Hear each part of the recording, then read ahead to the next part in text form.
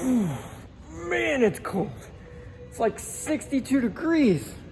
I gotta move further south. This is crazy. We are back at the hangar, and first thing I did, grabbed the oil pressure gauge. We hooked it up to the back just like we did the other one. Air hose goes to this little deal down here. Now let's see if it works. So we're gonna start off with 20, easy, easy. So we go to there, that's 20. Let's see if it's moving. Okay, not a whole lot yet. All right, now let's go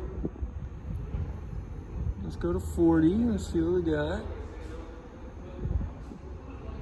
Okay, there's 40. Ooh, that looks good. Oh, let's go to 60 because we got a line on there for 60. Let's see. 60, come on.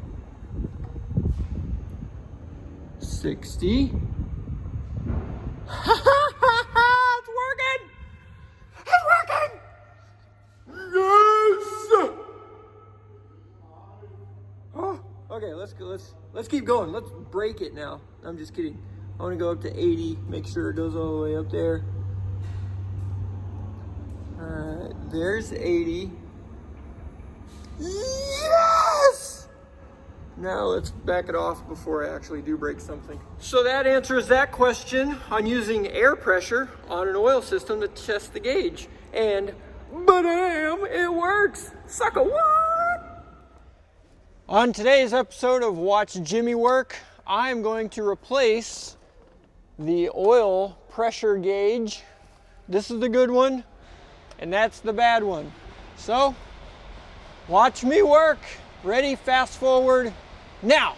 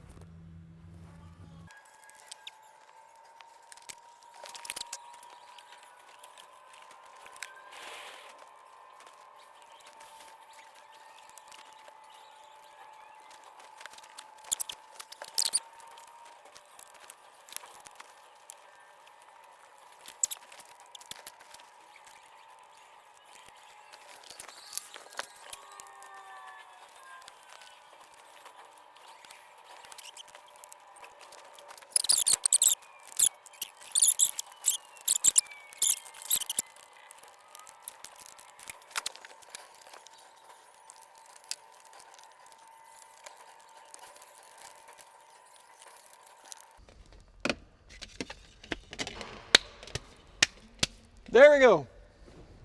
Last thing I gotta do on that oil gauge is to test it. Make sure after the installation it's all good to go. So, like we did before, we will put it up,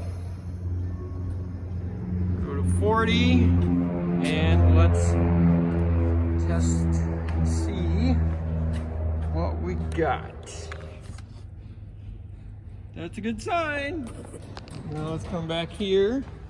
Little more. And go Little more. to 60. And there's 60. Let's make sure that is reading. Hallelujah. We got an oil pressure gauge. Whoop, whoop, whoop. Yes! Got a new one in. I'm gonna leave this cover off because I'm gonna have to be messing with those things next. Boo! All right, I've got my contraption set up. Here's one of the sending units with our wire and our switch to our battery to the back of the gauge. We are gonna test this one. That's the new one he put in that matches this sending unit because it's different than the other three. So, flip it on.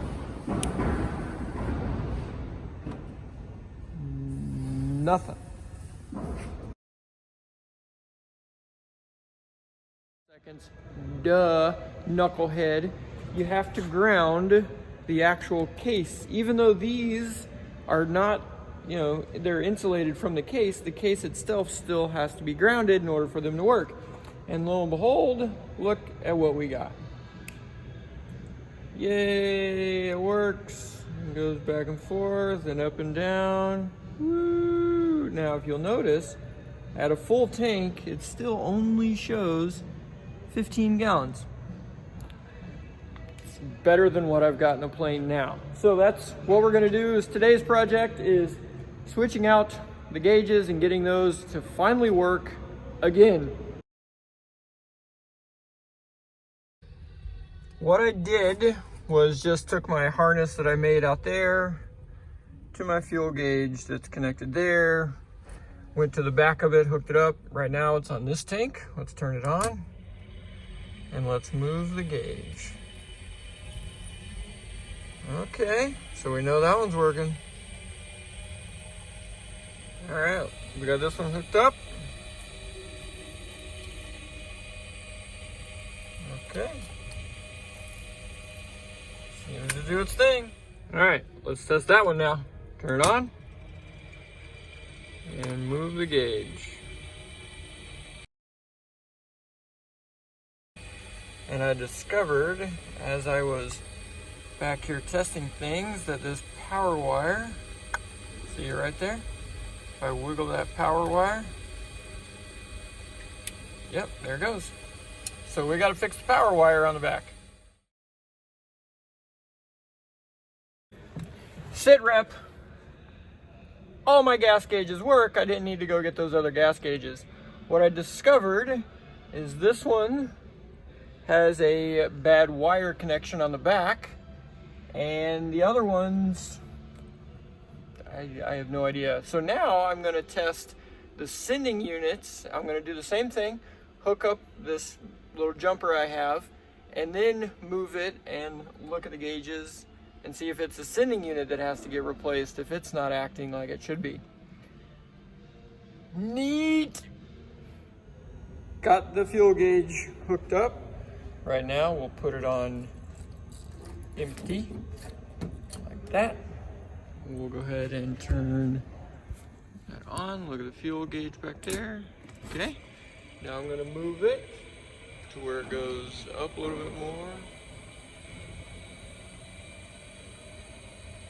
See it moving down there? That's a good sign.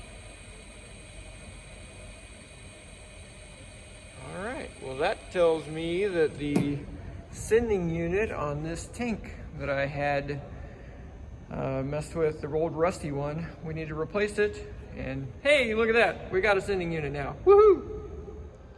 Okay, I've lost count how many times I've messed with these fuel sending units. I think the 3 on the other side, 4, 5 there, 6, 7, 8 there. This will be number 9. 9 times I've either put in, switched out these fuel sending units for the different ones, cleaned them and tried them and filled the tanks, emptied the tanks, checked the gauges. We're getting them narrowed down. I've got the other 2 on that side, on the right side of the plane, are absolutely spot on perfect. The gauge is working. I know the gauges are working. This tank, I know that the sending unit is not sending the way it's supposed to because we hooked it up to this sending unit here, and it read differently at the tank here. And then on this tip tank over here, that one, yep, you guessed it, it's doing the same thing that this one did. So we're gonna, now thankfully the tip tank we don't have to pull off. We can just get to it right there in the back. Just get the fuel down below the level of the sending unit, so when you take it out, fuel doesn't come out. So that one's not near as big of a deal as this one. All right, some more fast forward time. Here we go.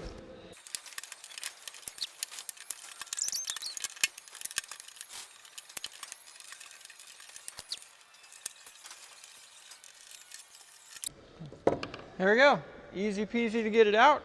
This is a brand new gasket, so I'm just gonna use it on the other one because it's made of rubber, so that's what we can do.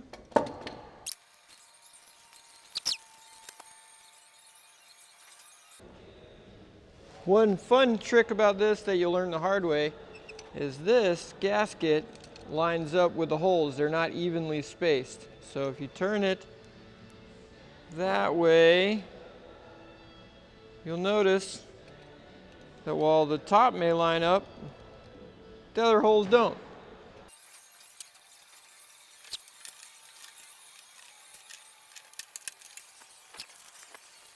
All right, so why the heck would you have a flathead like this that you have to torque? Because stupid things just strip out all the time whenever you get your screwdriver on there.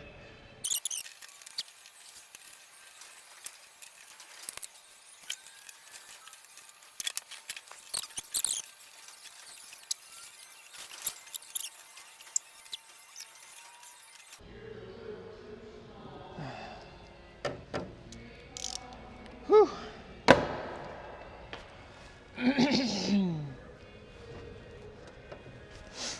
Okay, now before I put the safety wire on it, I'm gonna put it in there, put the wire on it, and make sure that the fuel gauge works.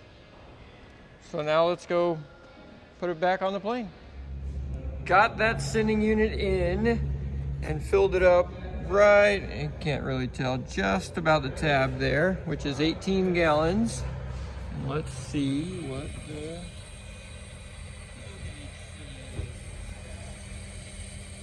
Hey, look at that! That is acceptable! Fantastic! Whoop, whoop, whoop. All right, we filled this all the way up. You can see it's got a full tank. Now, let's see what the gas gauge says. We turn the switch on.